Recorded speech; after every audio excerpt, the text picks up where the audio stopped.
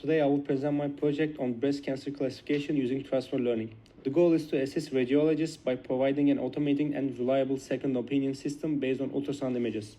Ultrasound imaging is widely used because it is safe and low cost, but it suffers from noise and subjectivity. In this project, I address this problem using transfer learning with a pre-trained mobile NetV2 model. With this approach, I achieved 86.08% accuracy on unseen test data. Here we see the main challenge. Raw ultrasound images contain strong speckle noise and low contrast, which makes tumor boundaries unclear. Although ground truth masks exist, the model must learn the lesion structure only from noisy input images. The dataset shows a significant class imbalance. Benign samples dominate the dataset, while malignant cases are fewer. This imbalance introduces a bias risk, which is especially critical for cancer detection. Benign and malignant lesions often share similar visual characteristics.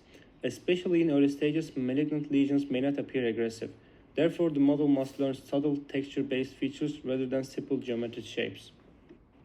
Previous studies show that transfer learning performs well on medical datasets with limited samples. Therefore, I used a pre-trained mobile NetV2 instead of training a deep network from scratch. All images were resized to 224 by 224 pixels and normalized. Standardized pre-processing improves numerical stability and training convergence. To increase robustness, I applied data augmentation techniques such as rotation, shifting, zooming, and horizontal flipping. These transformations simulate real clinical variability and help reduce overfitting. I used mobile NetV2 with ImageNet weights as a frozen feature extractor. On top of the space, I added a lightweight classification net including global average pooling, dense layers, dropout, and the softmax output for 3 classes. I split the data into training, validation, and test sets and used ADAM optimization with early stopping to prevent overfitting. The model achieved 86.08% accuracy on unseen test data. The training and validation loss curves show minimal divergence, indicating good generalization performance.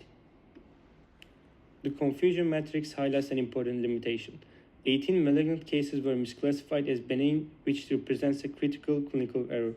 This indicates a conservative bias toward benign predictions. Recall values further emphasize this issue. While benign recall is high, malignant recall is the lowest. This increases the risk of false negatives, which is unacceptable in real clinical scenarios. The main limitations are class imbalance and the fact that segmentation masks were not used during training. In future work, malignant sensitivity can be improved using advanced loss functions and deeper fine-tuning. In conclusion, this study demonstrates that transfer learning is an effective baseline, but further improvements are needed for safe clinical use.